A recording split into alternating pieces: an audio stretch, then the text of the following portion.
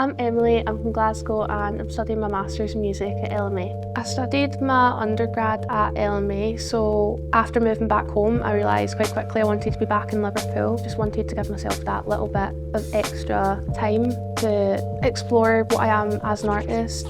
I am a pop singer-songwriter. I release ballads mainly, but in the new year I'm going to be doing some dance songs, release an EP, and I'm going to be playing at the Jack, which is right behind us. I really can't wait for it. It is my first headline show back in Liverpool since I've moved back. Coming to Liverpool has been one of the best things that I've done. It's helped my confidence, it's helped me to get out there as an artist. I'd highly recommend coming to study in Liverpool if you're not from here. There's always something going on in Liverpool, like whether it's a gig, a show to go see, the nightlife as well. It's a really busy city to be in. Tutors all have experience, they're still in the industry, and it's interesting working alongside them and drawing from their experiences and learning from that. I think the Masters is going to be a little bit harder.